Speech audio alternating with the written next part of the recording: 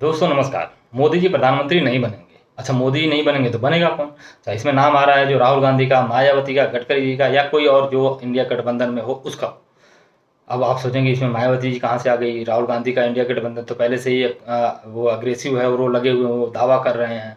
गडकरी जी कहाँ से आ गए? तो गडकरी जी का मैंने आपको कल बताया ही था सारी डिटेल से, वो क्या-क्या सारी चीज़ें हो रही हैं। अब उन सारी चीज़ों के बावजूद मायावती जी की इसमें कहाँ से आ गई?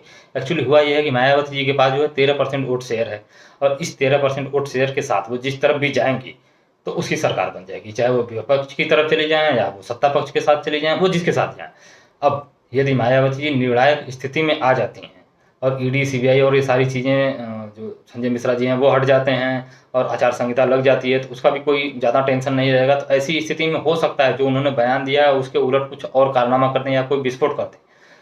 उसके बाद तो वो दावेदारी ठोक सकती हैं अपनी, यानी वो प्रधानमंत्री पद के लिए आगे बढ़ सकती हैं। इस पर बात करेंगे पूरा विस्तार से, लेकिन उसके पहले लाइक कर लीजिए, सब्सक्राइब कर लीजिए, अपने दोस्तों वगैरह में सबसे शेयर करिए। बात करते हैं सबसे पहले वोट शेयर की, तो विपक्ष के पास टोटल जो वोट शेयर है वो करीब 63% है और भाजपा के पास है करीब 37%। अब इसमें अब देखिए, मायावती जी का 13% वो अलग, वो यूपी में, और वो यूपी के बाहर थोड़ा बहुत है, बट यूपी में बहुत ज़्यादा है और यूपी में टोटल है 82 सीटें। तो वो सीटें जो है कहीं न कहीं बड़े स्तर से मायावती के वोट बैंक से प्रभावित होती हैं।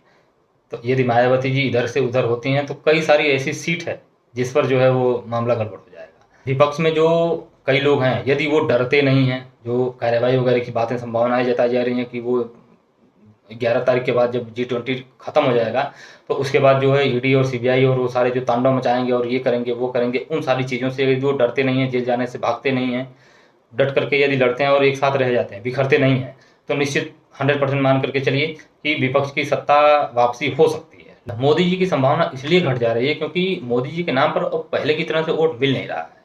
यानी कर्नाटक हार के बाद आरएसएस ने ऑर्गेनाइज़र में खुद लिखा कि मोदी जी का जादू जो है वो पहले की तरह से नहीं रहा और किसी न किसी विकल्प को अब ढूँढना पड़ेगा, यानी तलाश करना पड़ेगा। इन सब में मायावती जी का जो सारा चीज़ है वो 2007 में जब उनकी सरकार बनी तो उनकी 206 सीटें विधानसभा में, 20 सीटें लोकसभा में। अब उसमें उनका जो वोट परसेंट था वो करीब 26% था। उसमें उन्हें कुछ फॉरवर्ड का भी वोट मिला, कुछ और लोगों का, जो अन्य लोगों का भी वोट मिला था। जो उनका कोर वोट बैंक है दलित और वो शोषित जो वो कहती रहती हैं, उनको छोड़ कर के कुछ और वोट भी उन्हें मिले थे। तो यदि उन्हें हटा भी दिया जाए तो उनका कोर वोट जो बताया जाता है वो कहीं न कहीं 18-19%, 20% के आस-पास है।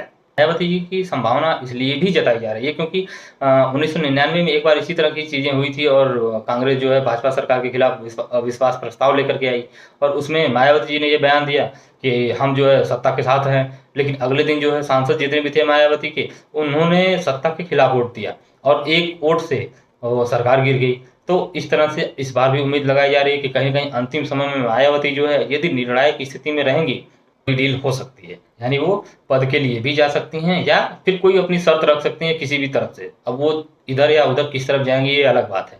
पर संभावना एक ये भी है कि वो प्रधानमंत्री पद के लिए दावेदारी भी कर सकती हैं, यदि वो इस तरह की स्थिति में आ जाएँ।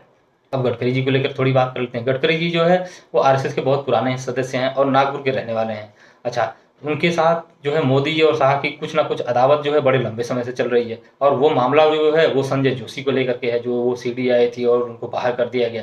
उसके बाद फिर वो गडकरी ही थे जो संजय जोशी को अंदर ले आए और फिर कार्यकारिणी में शामिल किया। हैं, यूपी का उन्हें एक बार वो चुनाव प्रचार और वो सारा उन्हें सौंपा गया, प्रभारी भी बनाया गया। हालाँकि बाद में वो उन्हें कुछ विवाद हुआ और मोदी जी ने अपना वो कुछ कंडीशन रख दी थी कि जब तक वो जोशी जी जाएँगे नहीं बाहर, हम शामिल नहीं होंगे और फाइनली ये हुआ कि जोशी जी को इस्तीफ़ा देना पड़ा, वो चले गए। तब जाकर के मोदी जी ने वो बैठक में शामिल हुए और वो सारी चीज़ें हुई, फिर उन्होंने चुनाव प्रचार वगैरह किया। तो ये सारी चीज़ें उनके बारे में वो पुरानी चीज़ें हैं।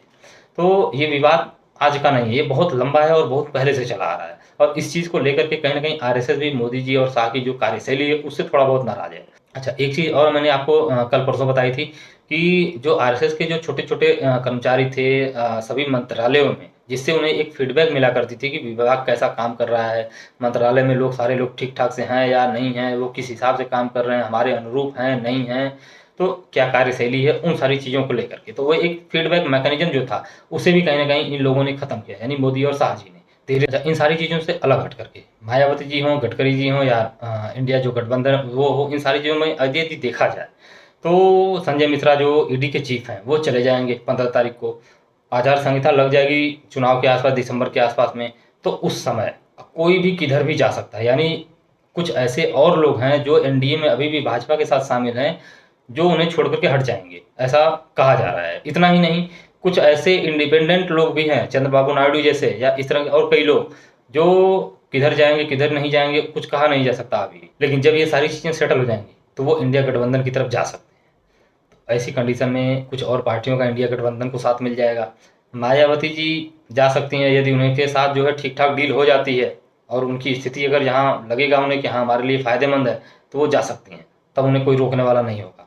जो उनकी फाइल्स वगैरह, जो उनके ऊपर जांच पड़ताल वाली जो भी सारी चीज़ें हैं, वो सारी चीज़ें आचार संहिता के समय में उस पर कोई बहुत कार्रवाई हो नहीं पाएगी, तो वो उस समय स्वतंत्र रूप से अपना डिसीजन ले सकती है, जैसा मैंने आपको वो 1999 वाले मामले में बताया। अच्छा, ऐसे समय में इन सारे 3-4 चीज़ों को जो मैंने आपको बताया, यदि आप उसे ध्यान से देखेंगे तो आपको ये समझ में आएगा कि मोदी जी के प्रधानमंत्री बनने के चांस जो है दिन ब दिन घटते जा रहे हैं। यानी यदि भाजपा किसी और के नाम पे, यानी आप देखेंगे तो सुब्रमण्यम स्वामी ने भी ये कह दिया कि वो मोदी जी के नाम पर वोट नहीं मांगेंगे, वो भाजपा के नाम पर मांगेंगे, हिंदुत्व के नाम पर वोट मांगेंगे, प्रचार करेंगे, लेकिन मोदी जी के नाम पे नहीं मांगेंगे। तो कहीं न कहीं जो है अंदर भी कलह जो है एक लगी हुई है आग, वो भी बाहर निकल रही है धीरे-धीरे। कुछ ना कुछ समस्याएँ, कुछ ना कुछ परेशानियाँ उनके आपस में जो पुराने लीडर्स हैं, उनमें भी है। यानी जिसे कहा जा रहा था कि मोदी जी और शाह जी की एक भाजपा अलग बन गई है, और एक जो है कोर जो भाजपा है, जो उनकी विचारधारा पहले से रही है, वो जिस पर वो लंबे समय से काम करते आ रहे हैं, जिसमें जो है कोई किसी का विरोध कर सकता था, कोई जो है अपना मतभेद था तो उसे जाहिर कर सकता था, कह सकता था अपनी बात। इस समय वो स्थितियाँ नहीं हैं, तो इन चीज़ों को लेकर एक भी नाराज़गी है। इस तरीके से मोदी जी के आगे बढ़ने की और प्रधानमंत्री बनने की संभावना बहुत ही कम होती चली जा रही है। गडकरी जी यदि थोड़ा-सा कमबैक करते हैं और तो उन्हें सपोर्ट मिल सकता है। आरएसएस खुल कर के फाइट नहीं करेगा, ना ही वो किसी के सामने आएगा सीधे लड़ने के लिए, वो बैक सपोर्ट ही करने वाला है। वो गडकरी जी हों या फिर मोदी जी हों या चाहे जो भी हों, जैसी स्थिति रहेगी उस हिसाब से वो अपना डिसीजन ले लेंगे। मायावती जी का मैंने आपको बता ही दिया, वो उनका वोट परसेंट जितना है उस हिसाब से यदि वो हो सकता है वो वोट परसेंट थोड़ा बहुत इस बार बढ़ भी जाएगा, क्योंकि इस बार उन्होंने जिस तरीके से एक्टिव होकर के वो रैली वगैरह करना शुरू किया है, तो 13% से 15%, 70% तक भी जा सकता है। यदि ऐसा हो जाता है तो निर्णायक की स्थिति में आ जाएंगी, तो हो सकता है कि कुछ बड़ी डील हो जाए। और रह गई इंडिया गठबंधन की बात, तो वो मैंने आपको बता ही दिया कि वो सारी चीज़ें यदि वो लोग अपनी डरे नहीं, तो फिर उनकी तो वाह-वाह है ही। फिलहाल इस बारे में आप क्या सोचते हैं हमें कमेंट सेक्शन में बताइएगा। फिर मिलेंगे आपसे किसी और चर्चा में, तब तक के लिए नमस्कार।